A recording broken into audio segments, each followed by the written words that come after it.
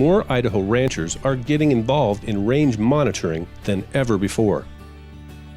Ranchers understand that it's important to document rangeland conditions on a consistent basis and provide the Bureau of Land Management with relevant data on rangeland health. But many of them didn't necessarily know how to monitor rangelands effectively until a new program came along to provide education, field training, and BLM protocols to follow.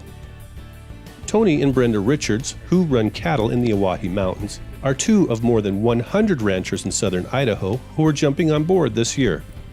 We look at this as an investment in keeping our business healthy and thriving, and keeping the resource healthy and thriving.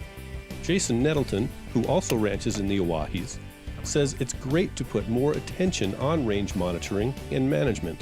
I think every rancher does that, as a steward of the land too. First and foremost, I don't consider myself a rancher. I consider myself a vegetation monitor, because really we're not raising cows, we're raising grass. We use the cows to harvest that. We would like to certainly be a little more accountable for what we're doing and know what impacts we're having on the range, as well as being able to be one step ahead of the game in case we do see some issues that arise. The new range monitoring program is a cooperative effort by the Idaho State Department of Agriculture, the BLM, University of Idaho Extension Service, University of Idaho Rangeland Center, and the Idaho Rangeland Resource Commission. Under the new program, 27 photo points were taken on 125,000 acres of public rangeland last year. This year, at least 135 photo points are being taken on 300,000 acres of public rangeland. Amanda Gearhart taught 14 range monitoring educational workshops across southern Idaho this spring, from Idaho Falls to Marsing.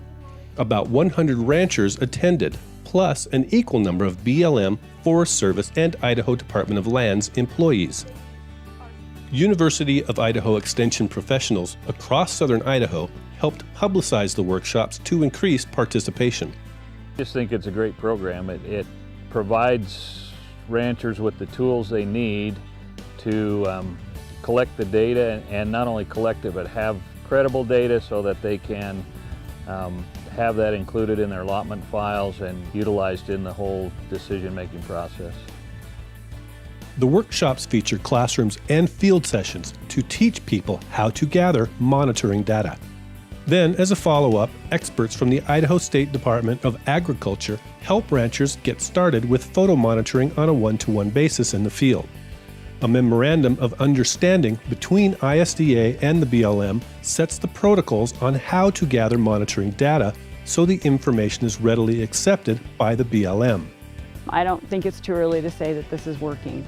I think Idaho's a leader on this, and I think that's really awesome. Hyde grew up on a ranch in Emmett, where range monitoring photo points were set up long ago. Back in the early 70s, my grandfather started working with Gus Hormé and set up a rest rotation system and a monitoring program.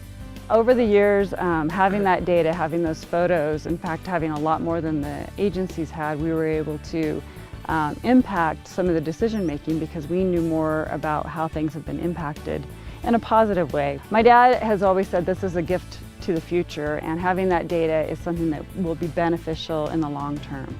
Healthy lands is healthy livestock, and so it's been really important for them to kind of share that data and work together on that.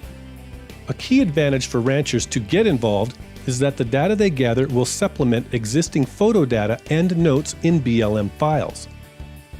MOU protocols call for photo monitoring data to be collected in the same location at the same time each year for continuity. BLM photo points already have been established in most areas. John Beyer, who recently retired from ISDA, was a key partner in creating the new range monitoring program. What we wanted to do was find a tool that we could help the federal agencies with in getting good monitoring data that would support the BLM and help in grazing permit renewal decisions. Monitoring is important, I believe, because it's going to be, in my opinion, the future of rangeland management in Idaho. The federal agencies are very short-handed due to budget reductions. Their workloads are very significant. They have more litigation than they have in the past. And they are our partners in land management. The MOU is valuable to the BLM because we know that when a permittee is working with the ISDA that they are following all of the correct protocols for completing photo monitoring. And we know that they're doing that work over the lifespan of their grazing permit. And we also know that they'll be submitting those photos on a regular basis. For BLM, it gives them consistent year-to-year photo monitoring data. And what that does is it will capture the good years, the dry years. It captures everything that happens at these key sites. For the rancher, I believe it helps the rancher keep and have their own data. They will have data that supports their ranching operation, their grazing management systems. It's a very cheap insurance policy for them to have that data when it's permit renewal time or if their grazing permit is litigated. Indeed, photo monitoring tells a story about the land over time. It also shows how changing weather conditions or livestock management may affect land over time. Rancher Tony Richards sees a lot of value in documenting those changes. And from my point of view, it's really important that I know what my management is doing. We have different kind of years, from wet years to dry years, and the long term will tell what's going on more accurately. And I think when it comes to this permit renewal, that's the kind of information that you have to truly know what's going on your allotment. The BLM protocols require the following information to be collected. 1. Take landscape photos from existing BLM photo points from several different directions. 2. Fill out a photo board with pertinent information prior to taking the landscape photos. 3. Place a 3-foot square frame on the ground and take a close-up photo of the vegetation in the frame. Locating the existing BLM photo points can be most challenging, even with the GPS coordinates. At the Oriana Field Workshop, several groups had difficulty finding BLM yellow or orange markers on the ground in a sea of sagebrush. But once they found the spot, they set up the photo monitoring picture. They used previous BLM monitoring photos to orient the photo in the same direction. ISDA Rangeland Specialist Brooke Jacobson explains what information should be on the photo board to meet BLM protocol.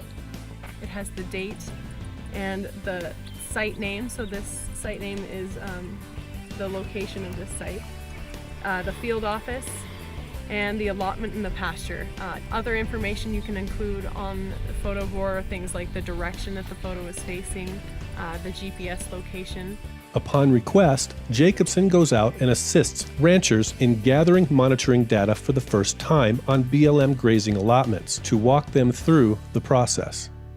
The key to the program that's here in Idaho is there's several other states that have some monitoring DVDs or books or information out there, but it's a little intimidating. And the beauty of this, again, goes back to the fact that the partnership's there and the simplicity within that partnership, but still getting the protocol that's going to be acceptable to get that data into your file.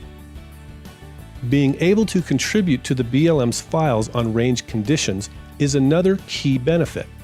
The MOU encourages ranchers to check out the files and contribute data on a regular basis.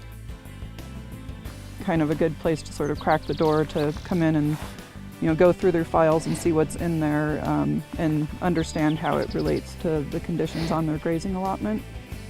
It's going to be beneficial to the BLM because they have a tremendous workload. So with this program, it's a true partnership that is actually something on the ground helping the resource and the businesses out here.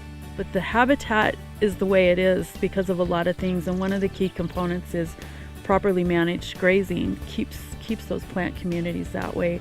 And I think that whole program and with the training going forward will only make things better.